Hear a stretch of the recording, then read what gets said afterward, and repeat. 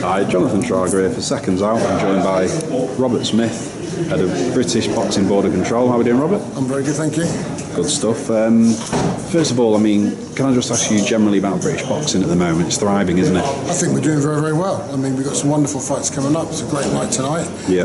We've got a good show next week. You know, over the year we've been very successful. And I think we're doing, I'm really pleased at the present time. You know, obviously things do slow down, they will slow down, but as long as we can keep it going and learn from what we're doing now, we can deal with when it does slow down. But it's great.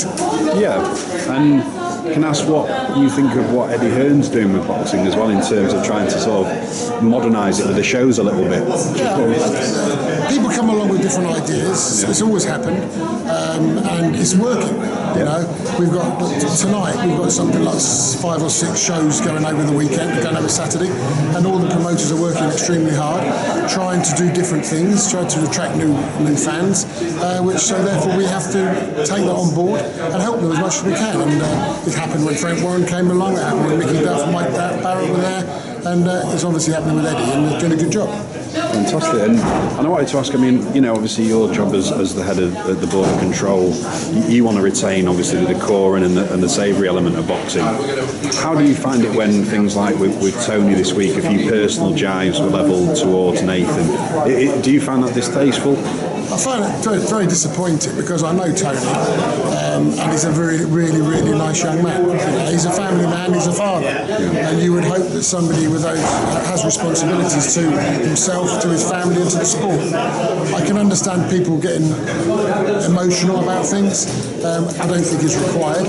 I don't think it's been that bad compared to some other instances we've had, but it's not right. You know, it's personal jibes against people. It's not right. His opponent is a professional, and they should respect each other as professionals. Anybody who gets into a boxing ring does get the respect from their opponents, and it's just a shame that people get carried away, and they shouldn't get carried away. Yeah, but do you understand also, do you appreciate the fact that, you know, the raw emotion that's involved in boxing, and it's such a visceral sport that it's sort of mind games, isn't it? It's sort of the psychological element. I mean, I used to be a boxer myself, a professional boxer myself, so I understand what, not at this level, but I fully understand the emotions people go through when they're making weight, they're getting close to the fights, they get edgy, but sometimes, you know, great sportsmen, great people don't get dragged into that, and they shouldn't get dragged into that. Yeah, and can I ask you, obviously, you know, a great month for British boxing. Obviously, next week we also have a big Frank Warren show down in London. What have you made of all the kind of, I mean, it'd be remiss of me not to ask you, the sort of no shows by Chris Eubank Junior. How have you interpreted it? I think everybody has a responsibility. You're contracted not just to the fight, but everything around it. I think I've spoken to Chris Senior. I understand his concerns, etc. I do think people have a responsibility to the promoter who's putting up the money, who needs to sell tickets. And I know the tickets for the show's gone really, really well. But they've got to put people watch it on television as well, and I think they have a responsibility. However, there is always two sides to the story. And it's not for me to say who's wrong or right, because there's two sides to the story. Yeah. However, we are where we are, and I'm sure as long as they turn up next week, I've got no major problems. I mean, do you think, obviously he has his concerns for his son and what have you, but if you look at Billy Joe's track record, as he's gone on record, as he's gone on record and stated, he's gone on record and stated that, you know, he's never had any history of sort of being abusive towards opponents or anything around the event. So do you think sort of the concerns maybe are a little bit unfounded in that respect? Yeah, listen, I don't know what's inside people's heads. I don't know the conversations they've had, personal, private conversation with the promoter and managers and boxers, etc. Yeah. I don't know that. But Billy's never caused us anything of concern previously, and I'm sure everything's going to be fine. But there's always somebody trying to, you know, we were talking about earlier, trying to get an edge. Yeah. Maybe this is a way of trying to get an edge. I don't know. And did you ever entertain, obviously you would have heard this notion of the escrow. I didn't even know what the word meant until we heard about it the other week. I had to look it up. But would you have entertained that had it have been, or would that have been separate between promoter and fighter?